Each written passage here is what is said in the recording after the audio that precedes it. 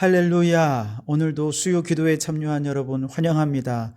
오늘도 말씀으로 기도하고 기도하며 말씀대로 살아서 말씀의 능력, 기도의 능력을 체험하는 이 시간 되기를 바랍니다. 오늘 우리에게 주신 하나님 말씀은 사무엘상 12장 23절에서 25절까지 말씀입니다. 하나님의 말씀을 경청하시기 바랍니다. 나는 너희를 위하여 기도하기를 쉬는 죄를 여호와 앞에 결단코 범하지 아니하고 선하고 의로운 길을 너희에게 가르칠 것인즉 너희는 여호와께서 너희를 위하여 행하신 그 큰 일을 생각하여 오직 그를 경외하며 너희의 마음을 다하여 진실히 섬기라. 만일 너희가 여전히 악을 행하면 너희와 너희 왕이 다 멸망하리라. 아멘. 오늘은 이 말씀으로 기도를 쉬는 것은 죄다라는 제목으로 함께 은혜를 나누고자 합니다. 사울은 사무엘로부터 이제 왕으로 기름 부음을 받았죠. 또 제비 뽑기를 통해서 이제 많은 사람들 앞에서 왕으로 인정이 되었습니다만 여전히 그를 불신하는 세력들도 있었죠. 그런 상황에서 암몬 왕 나하스가 공격을 해왔고 바로 이 전쟁에서 사울이 승리하게 되면서 그리고 이제 승리하고 그 이룬 승리를 하나님께 영광을 돌려드리는 모습을 보면서 이스라엘의 모든 백성들은 비로소 사울을 그들의 왕으로 인정하게 되었습니다. 이처럼 사울이 온 이스라엘의 왕으로 인정받는 것을 본 사무엘은 이제 마음 편히 자신의 자리에서 물러날 수 있게 된 것이죠. 그러나 사무엘은 사사와 제사장이라고 하는 직분에서는 은퇴하지만 또 사역에서는 은퇴하지만 기도의 사명은 결코 쉬지 않겠다라고 선포합니다. 올해 이제 우리 송경복 장로님이 장로로서 마지막 사역에 충성하시게 되고 올 연말에 이제 은퇴를 앞두고 계신데요. 그동안 교회를 위해 정말 많은 사역에 충성해 주셔서 우리 성도교회가 이 정도 안정적으로 든든히 서올 수 있었다 생각하며 진심으로 감사를 드립니다.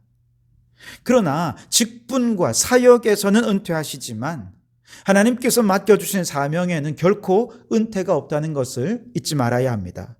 왜냐하면 우리에게 생명이 있다는 것은 하나님께서 아직 우리에게 맡겨주신 일이 끝나지 않았다는 것을 의미하는 것이기 때문이죠. 그 사명이 다 끝나고 나서야 하나님께서는 우리를 불러주실 것입니다. 그래서 우리가 잊지 말아야 할 것은 하나님 앞에 가는 그날까지 우리가 행해야 할 사명이 있다 하는 것 여러분 꼭 잊지 마시기 바랍니다. 하나님께서 우리에게 목숨이 다하는 날까지 감당하도록 하신 사명 가운데 가장 중요한 것이 바로 기도의 사명입니다. 왜냐하면 기도는요, 나이가 들어도 얼마든지 할 수 있어요. 병들어도 기도는 할 수 있습니다. 말 못해도 기도는 얼마든지 할 수 있죠. 오히려 나이가 드신 분들이 훨씬 더 기도를 더 깊이 있게 하십니다.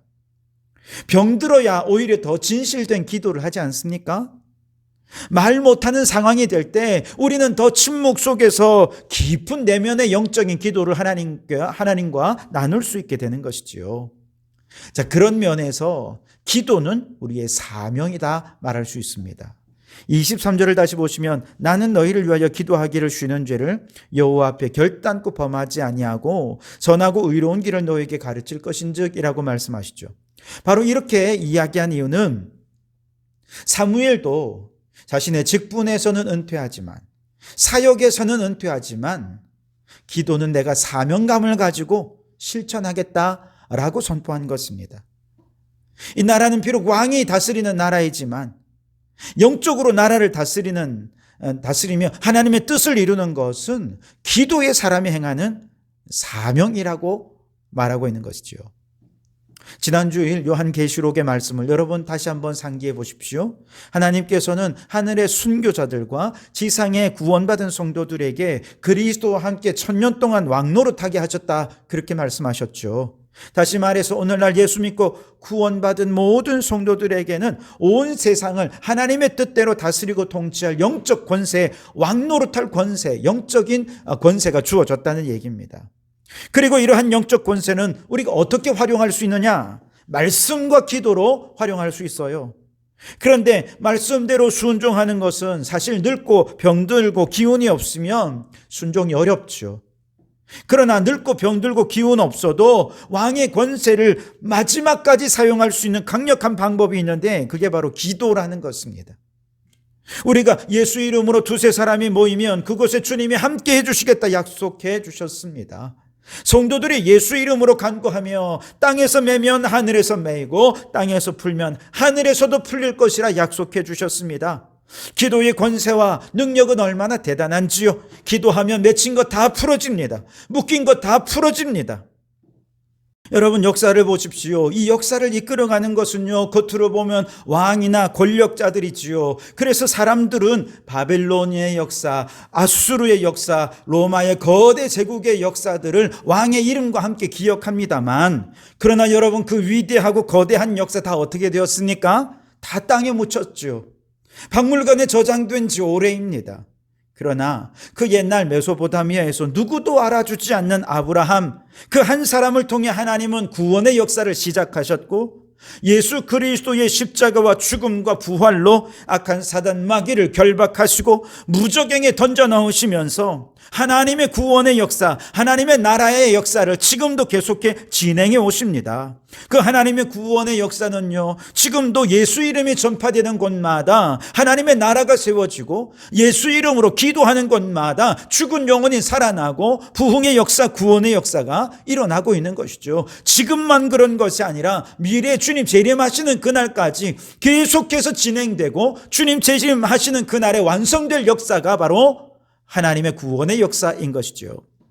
이러한 하나님이 이루실 구원의 역사에 동참할 수 있도록 하나님께서는 우리 성도들을 구원의 자리에 불러주시고 왕의 권세를 더해 주셔서 누구든지 기도하며 하나님의 이름을 부르는 이들마다 왕의 권세를 사용해서 구원의 역사를 이루고 하나님 나라를 이루는 사명 감당케 해 주시는 것입니다.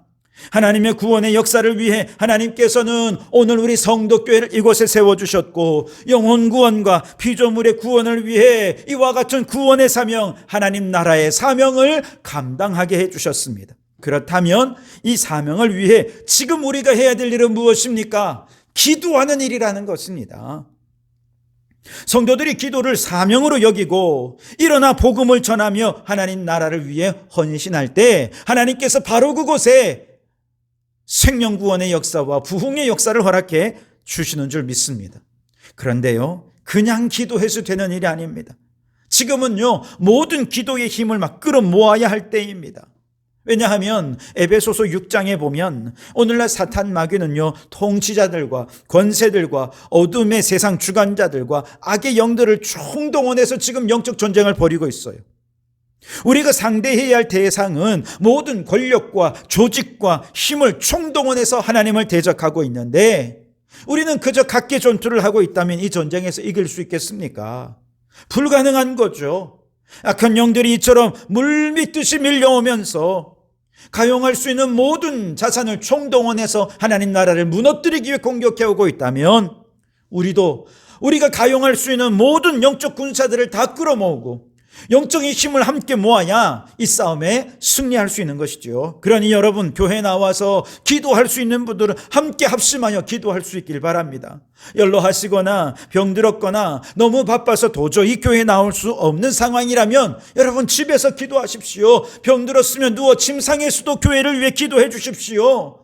너무 바빠서 나올 수 없다면 가게 일 하다가 잠깐 함께라도 기도해 주십시오.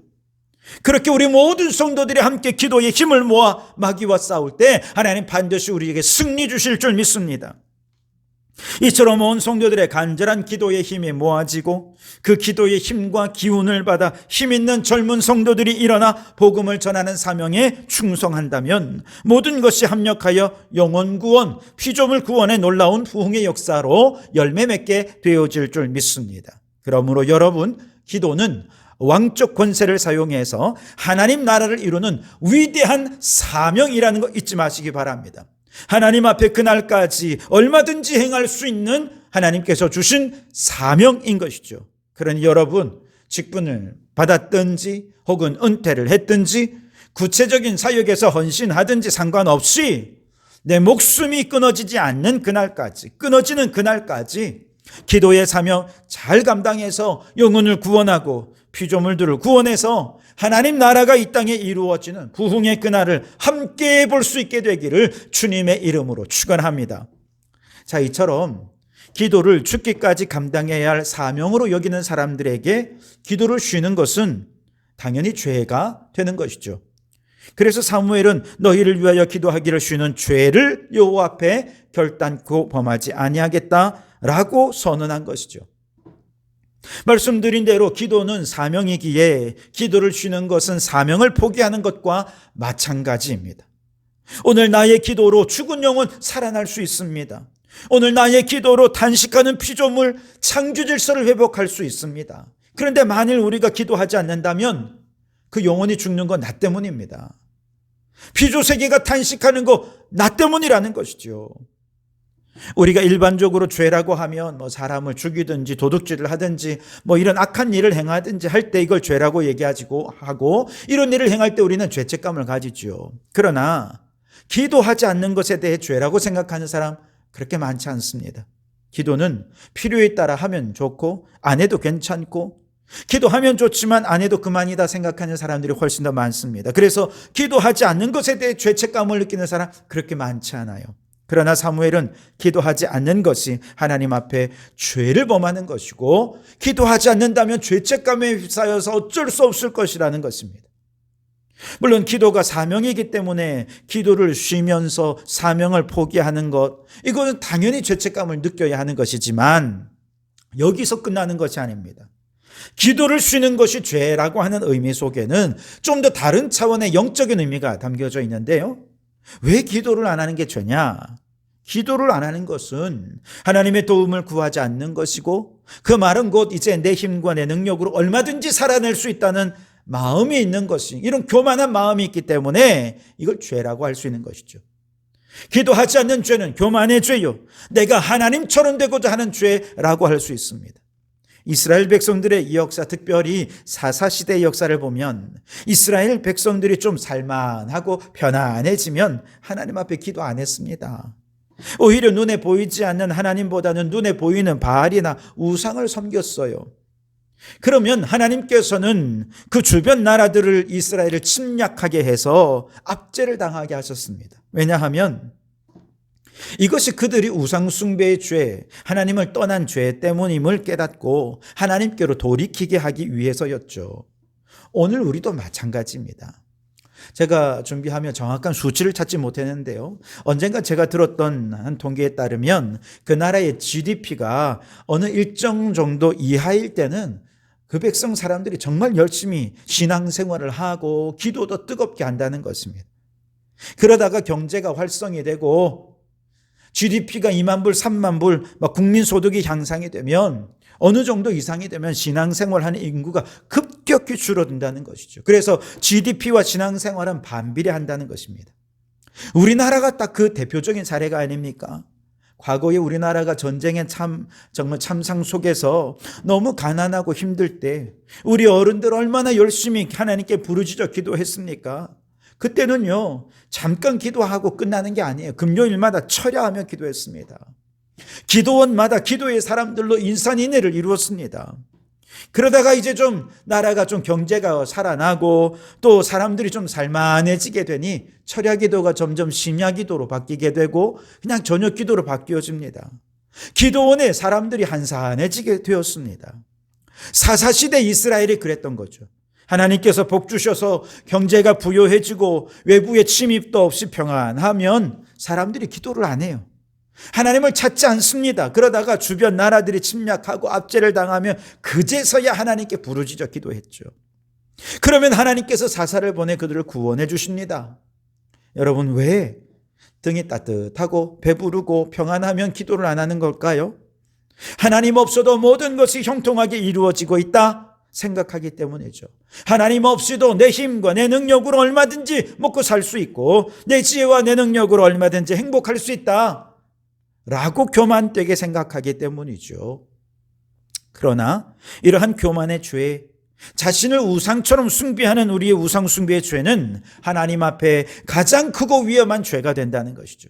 아담과 하와가 에덴 동산에서 쫓겨났던 이유가 바로 이 교만의 죄 때문이죠.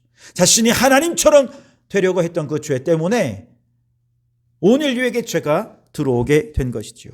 사무엘은 기도를 안 하는 것은 곧 자신을 의지하는 교만의 죄를 범하는 것이고 결국 기도를 쉬는 것은 곧 죄가 된다라고 하는 것을 알았기에 기도 쉬는 죄를 범하지 않겠다라고 자신에게도 약속했고 백성들 앞에서 약속했던 것입니다. 예수님께서도 제자들에게 한시 동안도 나와 함께 끼어 있을 수 없더냐 말씀하셨습니다. 주님의 제자라면 매 순간 주님과 함께 기도에 끼어 있는 자가 되어야 한다는 뜻이지요. 사도 바울도 데살로니가 전서 5장 18절에서 쉬지 말고 기도하라고 말씀하셨습니다. 그렇다면 여러분, 오늘 우리도 기도를 쉬는 것은 사명을 포기하는 죄요, 하나님 없이 내 힘과 내 능력으로 살려는 교만의 죄라는 것을 깨닫고 우리도 늘 기도에 깨어있는 성도들이 되어야 할 줄 믿습니다. 물론 그렇다고 하루 24시간 내내 기도만 하라는 얘기는 아닙니다. 쉬지 말고 기도하라는 이 말씀은요, 정기적으로 기도의 시간을 구별하라는 의미입니다. 정해진 기도 시간, 구분된 기도 시간을 갖는다는 것은 그 시간에만 기도하고 그 시간만 거룩하다는 뜻이 아니지요. 그 기도의 시간을 구별함으로써 나머지 모든 하루 24시간도 거룩하게 구별되었고 나머지 모든 24시간도 하나님과 동행하는 삶이 된다는 것을 뜻합니다. 그러니 새벽 기도회든 개인적인 기도의 시간을 갖든 매일 기도 시간을 정해놓고 하십시오. 그 구별된 시간을 통해 하루에 남은 모든 시간이 구별된 하나님과 동행하는 삶이 되어질 줄 믿습니다. 그렇게 여러분 쉬지 않고 기도하는 삶이 되시기 바랍니다. 또한 쉬지 말고 기도하라는 말씀은 매 순간 주님 앞에 주님을 향해 깨어 있으라는 것입니다.